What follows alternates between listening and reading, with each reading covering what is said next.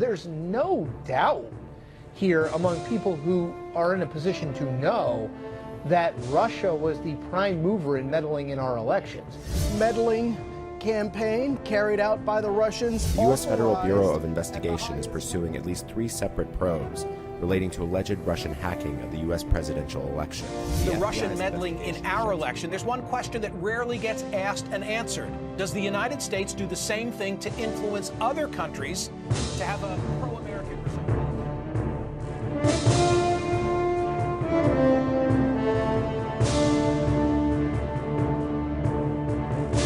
Meddling in elections, a one-way street?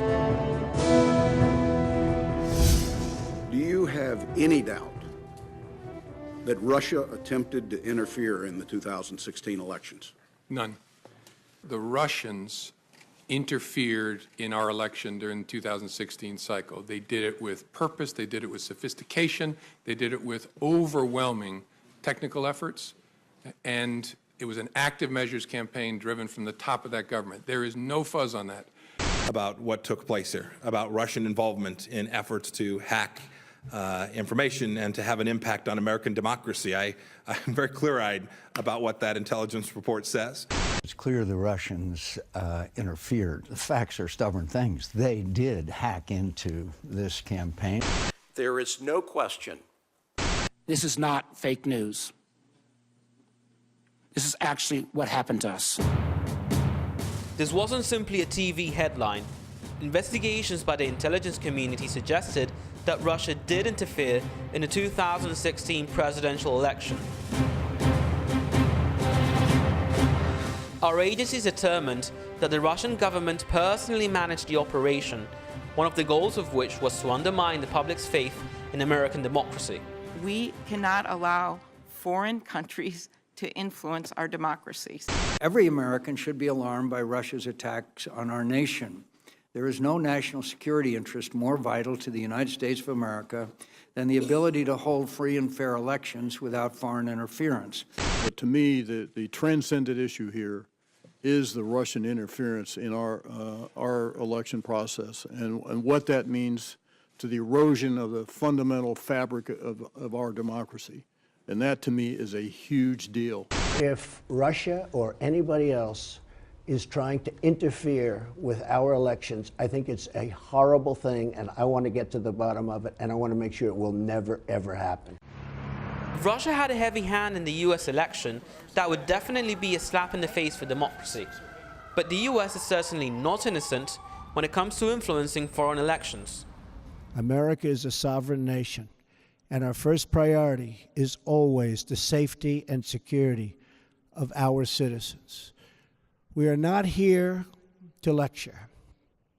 We are not here to tell other people how to live, what to do, who to be, or how to worship.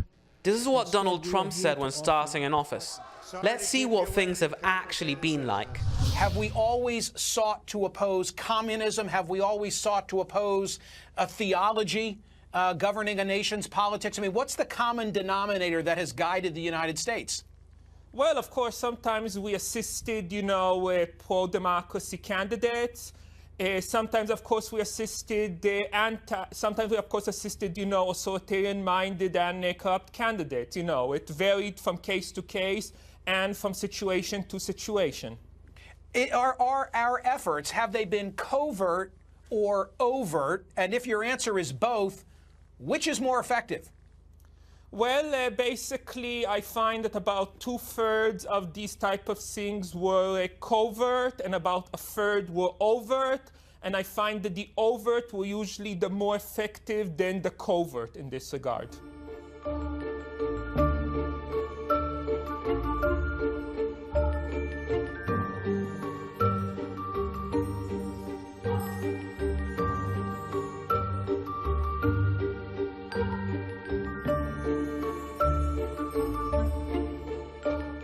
Every election in every major strategic territory around the world, the United States, Russia, and most other world powers have a perspective around which candidate they would like to see win and which they wouldn't. Now, the extent to which a government is willing to push that perspective on the electorate of that country is a matter of law. And there are lines that when a foreign power steps over them, they're in breach of international law. There are certainly instances of every major world power, including our own, having overstepped those lines in the last century.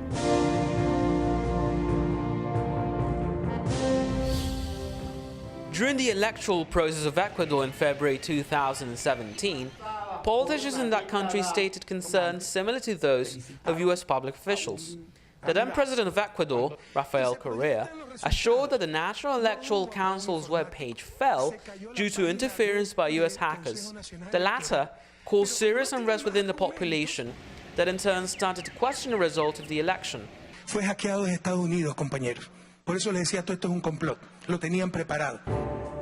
In his Twitter account, Correa stated that the technical issues were part of a plan carried out by the US aiming to cause havoc in the country and undermine the electoral win of Alianza País, the ruling party. Were we meddling in Ecuador's elections the same way Russia meddled in ours? Although US foreign policy has changed tact over the last few years, the US has meddled in many places around the world. Interfering in a country works like a well-oiled machine and is not subject exclusively to presidential oversight. Meddling in the name of promoting democracy is an objective that can be manipulated to justify any whim of any special interest groups. To understand how this can be called promoting democracy, you have to understand the purpose of the National Endowment for Democracy. In 1983, the National Endowment for Democracy was set up to...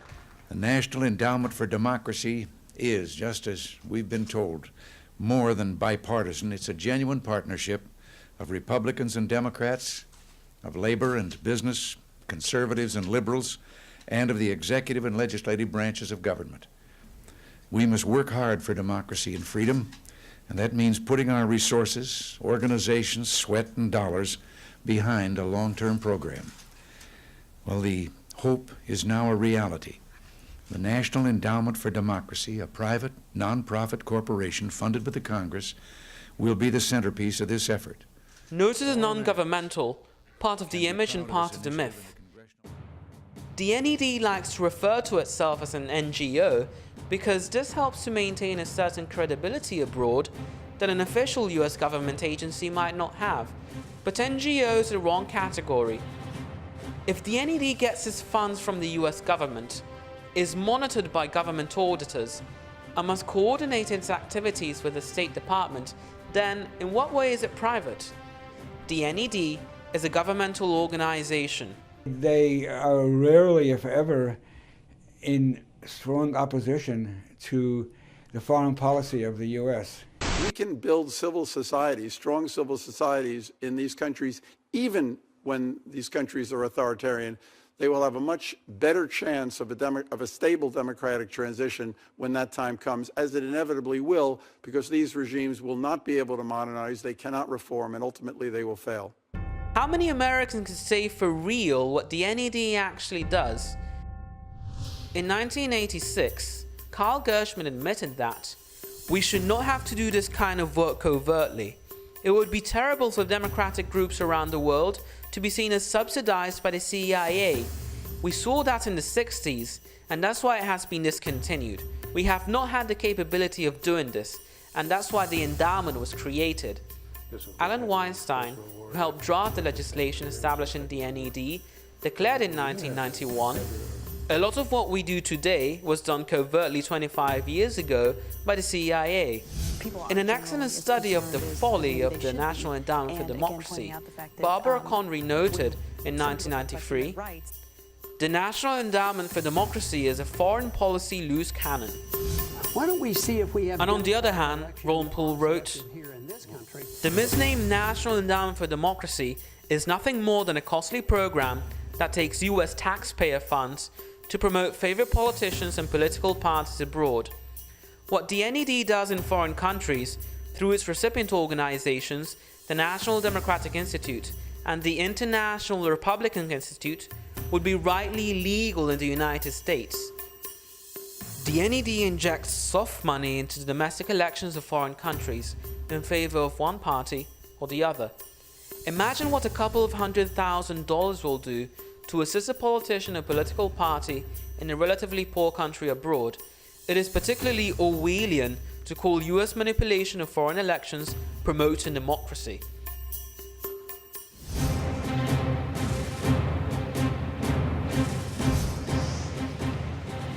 In Ecuador, Rafael Correa's administration suffered a permanent smear campaign.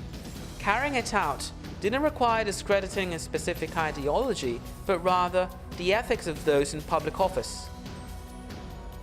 In 2015, the NED handed out more than $1 million in Ecuador for communication projects, syndicates, and elections.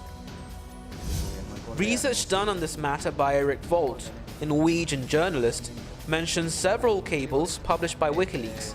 The cables, which were sent from the US Embassy in Quito and the US Consulate in Guayaquil, show how the US government tried to prevent Correa from winning the 2006 elections.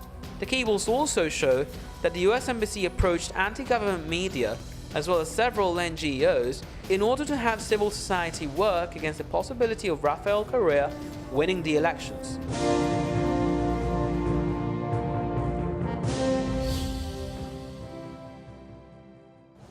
A few miles off the coast of Florida, the communist government of Cuba will hold elections for a single-chamber parliament, which spells the end of the Castro era.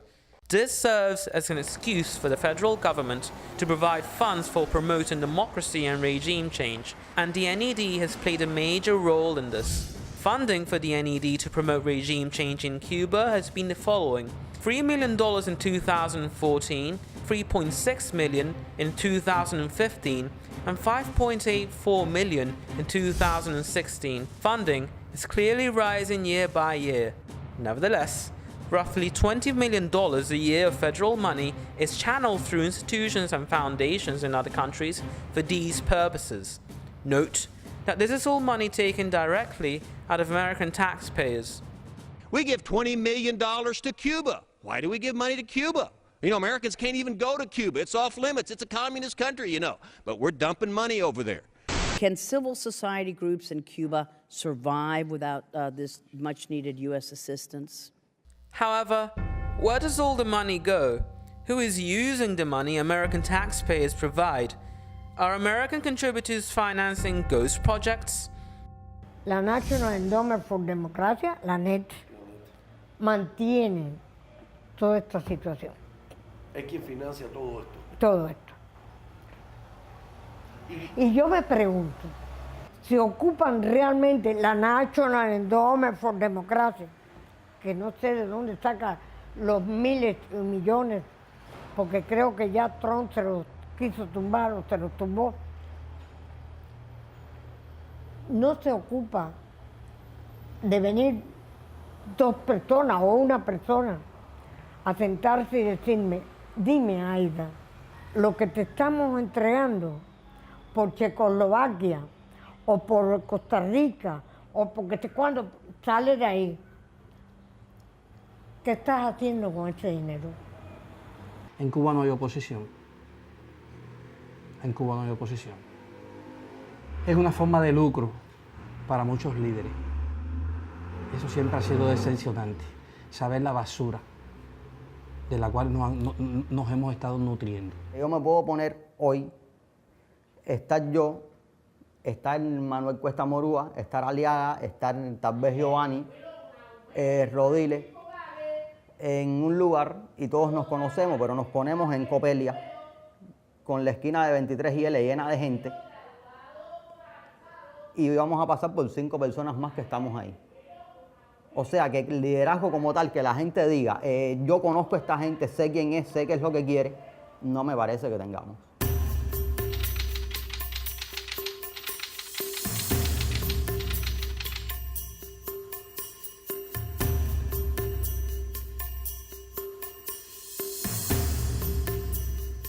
It's not just a directly government-funded entity like AID, which is accountable to a degree because it's a government agency. What they did is they created a private NGO, non-governmental organization. So that gives it a step away from oversight, but then they're funded all with U.S. public money, so they steal our money and they give it to an organization that's not accountable to Congress in any way because they're the best of both worlds. They can say, hold on, we're a private organization, you can't question us, but the money all comes from us. Not only does the NED have a complete lack of financial oversight, one also has to put up with civil actors ignoring their role in the process of democratic change. To top it all off, these dissidents serve as an excuse for the large amount of funding that goes into promoting democracy in Cuba. All this money does little more than fatten the purses of NGOs at home and provide a livelihood for opposition leaders abroad. Yo tengo una laptop aquí que Luz de Esquivel, la esposa de José Díaz Silva, me la hace llegar, pero que ahí encuentro que hay falsificaciones de varias cantidades de dinero que mandan hacia el país para entregárselo a los activistas por las acciones que realizan. Y ahí pude ver que mi nombre estaba falsificado varias veces con mi firma que no había realizado yo. Todos están preocupados por el dinero. O bueno, no vamos a juzgarlo todo, pero bueno, te voy a decir que la gran mayoría, porque no es secreto para nadie, que los líderes viven de eso. Yo digo que a Raúl Castro no le conviene soltar el poder. ¿Por qué no le conviene soltar el poder? Porque vive gracias al poder. Manipula a las personas por el poder. Pero los líderes de la oposición tampoco le conviene que esta dictadura se caiga, porque viven gracias a la dictadura y tienen personas debajo que manipulan también y tienen una ganancia por causa de eso. El día que esto caiga, esos líderes no van a tener esa ganancia, ni van a poder manipular a otras personas para poder mandarlas a la calle y ellos poder adquirir un poder monetario. Many of these independent candidates have added that they have been sent to different countries in order to receive leadership training and to interfere in the elections, as was also done with the opposition of other countries in Latin America. The National Democratic Institute in Colombia, the Konrad Adenauer Foundation in Mexico, and the Inter-American Institute for Human Rights in Costa Rica frequently host the training meetings referenced by the dissidents in their testimonies.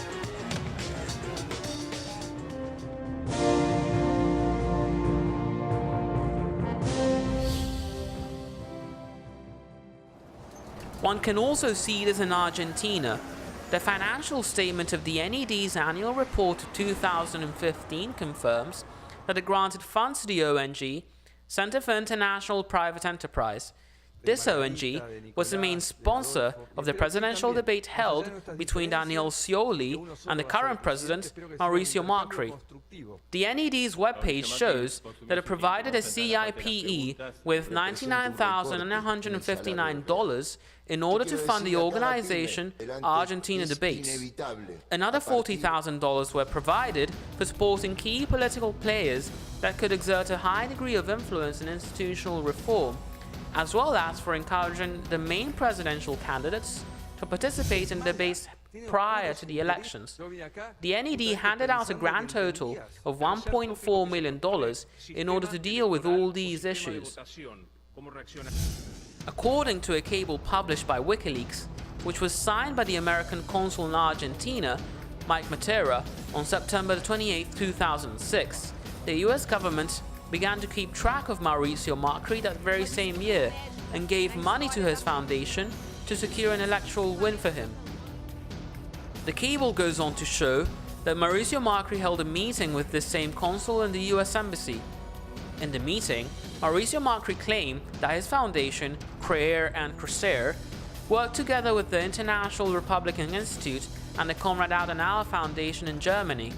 Mauricio Macri got elected as president with the help of our government. Is spending so much taxpayer money for exporting democracy to other countries even worth it? There are a lot of organizations involved that they fund, and they continue to do it. And of course, the irony of all this is that most Americans and the people in Congress either don't pay attention and say, well, we got to compete a little bit in this propaganda, even if they hear, well, they get involved in radio propaganda and these different things. They'll go along with this. And besides, democracy is pretty good, and that's America. Americanism and all this, but they're too lackadaisical about it. And of course, in the true sense of the word, democracy is the worst reason for us to exist, let alone be an aggressor to promote democracy. So the whole idea that we're going to forcibly promote democracy on it, it's a farce, and I think more people are getting to realize this.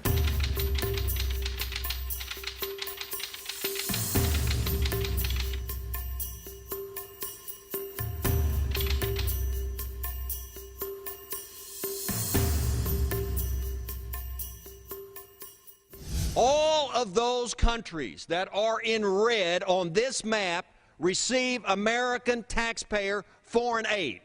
And we send it to countries that many Americans don't even understand why we send it to those countries, and I'm going to address some of those.